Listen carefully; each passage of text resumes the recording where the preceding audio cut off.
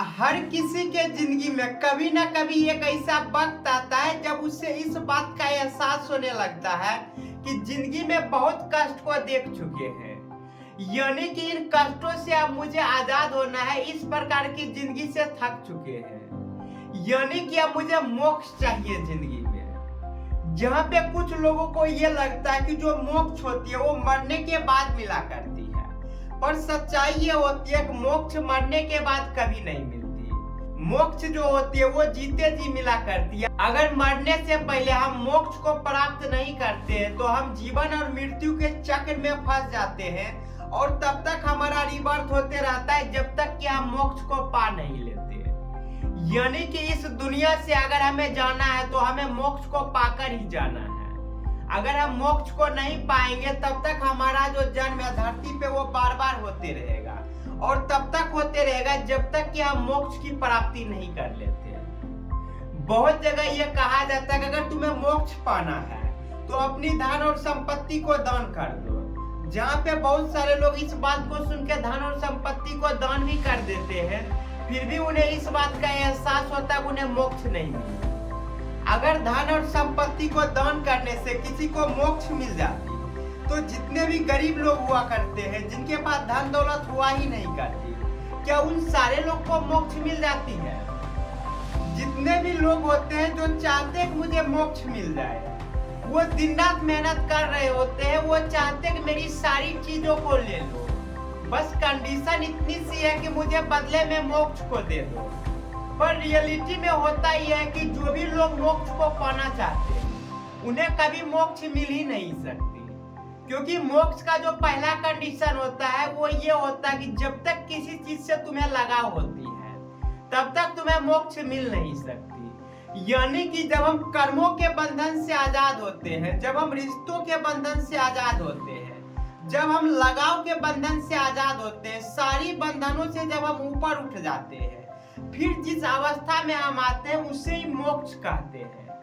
यानी कि मोक्ष पाने के लिए हमें ना धन संपत्ति की त्याग करनी पड़ती है, ना कोई और चीजों को करनी पड़ती है। यानी कि जब तक हमारे मन में ये इंटेंशन रहती है कि मुझे मोक्ष को पाना है और मोक्ष को पाने के लिए मैं ये सब कर रहा हूँ, तब तक हमें मोक्ष कभी मिल नहीं सकती, क्योंकि मोक्ष को पाना भी लगाव होती है और लगाव जो होती है वही मोक्ष को न पाने की वजह बनती है। यानी कि जब तक हमें किसी चीज से लगाव होती है तब तक हम कभी भी मोक्ष को पा नहीं सकते। अब ये चीज सुनते ही बहुत लोगों को ये लगता है कि मेरे पास जो चीजें हैं, जिन चीजों से मुझे लगाव है, अगर मैं इन चीजों को दान कर दूं तो क्या मैं अपनी पसंदीदा चीज को जब दान कर दूंगा तो क्या मुझे मोक्ष मिलेगी? फिर यहाँ पे बात आती है कि जब भी हम त्याग करने की बात करते हैं तो बेसिकली जो त्याग होती है वो भी एक लगाव होती है। जहाँ सुनने में पहली बार ये लगता है कि कैसे त्याग करना लगाव होती है, तो यहाँ होता यह है कि जब भी हम किसी चीज को त्याग करने की बात करते हैं तो त्याग हम किसी चीज की तभी किया करते हैं जब कोई चीज हमें पसंद हो, और जो चीज हमें पसंद ना हो उससे हमें फर्क ही नहीं पड़ता उसकी त्याग करे या ना। यानी कि किसी भी चीज को जब हम छोड़ने की बात करते हैं तो छोड़ते किसी भी चीज को तभी होते हैं जब उन चीजों से लगाव होती है, और जबरदस्ती लगाव को हटाना जो होता है वो भी एक प्रकार का लगाव होता है, क्योंकि चीजों को हम इसलिए हटाते जा रहे हैं कि बदले में हमें मोक्ष मिले, और मोक्ष पाने का लगाव ही हमें मोक्ष पाने से रोकता है। बहुत सारे स्पिरिचुअल जगह पे जाने पे हमें यह बताया जाता है कि तुम्हारे पास जितनी धन संपत्ति है यही तुम्हें मोक्ष को पाने से रोक रही है, तो तुम क्या करो कि अपनी सारी धन संपत्ति मेरे पास जमा कर दो, यानी कि यहाँ दान दे दो, इसके बदले में तुम्हें मोक्ष मिल जाएगी। पर ऐसा होता नहीं। अगर हम किसी चीज को दान करते हैं मन में ये रख के कि मुझे मोक्ष मिलेगी, तो हमें कभी मोक्ष मिल ही नहीं सकती। सबसे पहले हमें ये समझना होगा कि जब तक हमें चीजों में लगाव होती है तब तक हमें मोक्ष मिल नहीं सकती, और जब हम जबरदस्ती चीजों को हटाते हैं अपने से तो होता ही है कुछ हटाने के क्रम में हमारे अंदर एक अहंकार आ जाती है। वो अहंकार ये होती है कि मैं मोक्ष को पाने के लिए इन चीजों को छोड़ चुका हूँ, उन चीजों को छोड़ चुका हूँ, जहाँ पे छोड़ना ही पकड़ाव का कारण बन जाती है। कल तक जब हम किसी चीज को त्याग नहीं करते तो हम सिर्फ चाहते हैं कि हमें मोक्ष मिल जाए, लेकिन जैसे हम चीजों को त्याग करना शुरू करते हैं तो कहीं ना कहीं हमारे मन में ये फिट होने लगता है कि हम इन चीजों को छोड़े हैं, हम उन चीजों को छोड़े हैं। यानी कि छोड़ने का जो कर्म होता है वो छोड़ने का कर्म कम होके पकड़ने का कर्म ज्यादा होने लगता है। यानी कि चीजों को हम जितना छोड़ने की कोशिश करते हैं वो चीज हमारे पास उतना ही करीब आते जाती है। ये जो मोक्ष हुआ करती है ये सिर्फ इंसानों के लिए जरूरी होती है, क्योंकि जितने भी जानवर हुआ करते हैं जब वो पैदा होते हैं उसी वक्त उन्हें मोक्ष की प्राप्ति हो जाती है। यानी जो जानवर हुआ करते हैं उसे किसी चीज से लगाव नहीं होती, न ही किसी चीज से डर हुआ करती है। दुनिया में अगर कोई सबसे कमजोर प्राणी होता है तो वो बेसिकली इंसान ही होता है।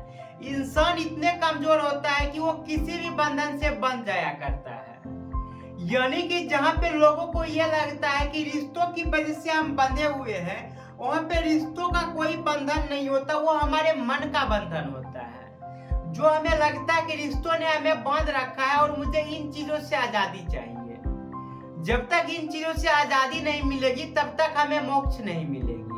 पर जितने भी जानवर हुआ करते हैं वो कभी बंधन में बंधते ही नहीं। जैसे कि हम लोग सोचा करते हैं कि किसी जानवर को जब हम बांध के रखते हैं तो हमें ऐसा फील होता है कि जो जानवर होता है वो बंधन में हुआ करता है।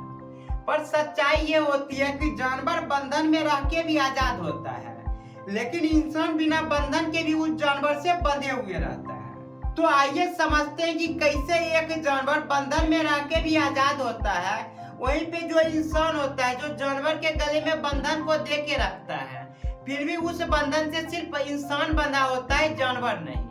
तो इसे हम कुछ इस प्रकार से समझते हैं कि जैसे हम देखते हैं कि कोई इंसान जानवर को बांध के रखता है तो देखने से हमें ऐसा प्रतीत होता है कि जो जानवर होता है वो बंधन में हुआ करता है और जो इंसान होता है वो आजाद हुआ करता है। पर सच्चाई ये होती है कि जानवर बंधन में भी आजाद रहता है और इंसान जो होता है बिना बंधन के भी बंधन में रहता है।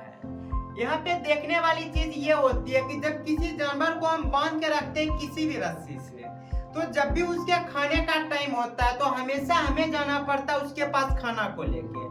उसकी सारी जरूरतों को हम पूरा कर रहे होते हैं। यानी कि जानवर अपने जगह मगन है, वो काफी खुश है, उसे किसी चीज की टेंशन नहीं है, हर एक चीज उसके पास आ जाती है। यानी कि उसे ये समझ आने लगती है कि ये जो बंधन है ये हमारे लिए नहीं है, ये इंसानों के लिए बंधन है, तभी तो वो इससे बंधा हुआ है। तो ये सुनते ही बहुत को लगता है कि ये कैसे हो सकता है, जब जानवर को हम बांध के रखे हैं तो जानवर बंधा हुआ है, हम इंसान नहीं। तो यहाँ पे आप जस्ट इमेजिन करिए कि जो आप गाय को बांध के रखे हैं उसकी जब रस्सी टूट जाती है तो कौन पीछे भागता है? जानवर तो अपना आजाद होता है, वो भागने लगता है। लेकिन हम देखते हैं कि जैसे जानवर खुल के भागने लगता है तो हमारा अगर जानवर बंधा हुआ था रस्सी से तो हम जानवर का पीछा करने लगते हैं। यानी कि जो जानवर है वो रस्सी के भी आजाद था, बिना रस्सी के भी आजाद था, लेकिन जैसे ही जानवर खूंटा से आजाद हो गया तो हम देखते हैं कि जानवर के पीछे हम भागना शुरू कर देते हैं। अगर रस्सी जानवर के गले में ही होती तो हम जानवर के पीछे क्यों भाग रहे होते हैं? तो ये जो बंधन हुआ करती है यही बंधन होती है जो हमें बांध के रखती है। जहां हमें ये लगता है कि हम जानवर को बांध के रखते हैं, पर सच्चाई ये होती है कि जानवर हमें बांध के रखती है। तो जब तक हमें लगता है कि हम लोगों को बांध के रखेंगे, हम रिश्तों से लोगों को बांध के रखेंगे, तब तक हम लोगों को बांध के नहीं रखते, हम खुद ही उससे बंधे हुए रहते हैं। तो अगर मोक्ष को पाना है तो हमें सारे बंधन से आजाद होना होगा, चाहे वो किसी भी प्रकार का बंधन हो। अगर हमको लगता है कि हम भक्ति दिन रात करेंगे तो हमें आजादी मिल जाएगी इस कष्ट भरी जिंदगी से, तो ऐसा होने वाला नहीं है। क्योंकि जब तक हम भक्ति करते, दिन रात लगे रहते भक्ति करने में, तब तक हमें भगवान के प्रति लगाव होती है। और जिस भगवान के प्रति लगाव होती है वो भगवान होते हैं जो बाहर के दुनिया में हुआ करते हैं। जब तक हम अपने अंदर के भगवान को हम पहचान नहीं लेते तब तक ना तो हमें मुक्ति मिलेगी ना ही हमें शांति मिलेगी। जिससे यह एहसास हो गया कि भगवान हमारे अंदर होते हैं, और जब तक हमारे अंदर भगवान होते हैं तब तक हमें किसी चीज की चाहत ही नहीं होती, क्योंकि जो अंतिम चाहत होती है वो भगवान को पाने की चाहत होती है। अगर भगवान को पाने के बाद भी भगवान से लगाव रह ही गया तो भी हम मोक्ष को पा नहीं सकते, क्योंकि मोक्ष जो होती है वो सारी चीजों से परे होती है। जब हम सारी चीजों को छोड़ देते हैं तो हमें जो मिलती है वो मोक्ष होती है। और छोड़ने का मतलब ये नहीं होता कि हम इंटेंशनली किसी भी चीज को छोड़ रहे होते हैं। जब हमें कोई चीज पसंद ही आना बंद हो जाती है, यानी कि जब हमें चीजों से लगाव ही नहीं होती, तो ये जो कंडीशन होती है, यहाँ ना किसी चीज को छोड़ने की टेंशन होती है, ना ही पकड़ने की टेंशन, और ना ही पाने की चाहत होती है, ना ही खोने की चाहत। जिस समय हम इस कंडीशन में आ जाते हैं, यही कंडीशन होती है मोक्ष की।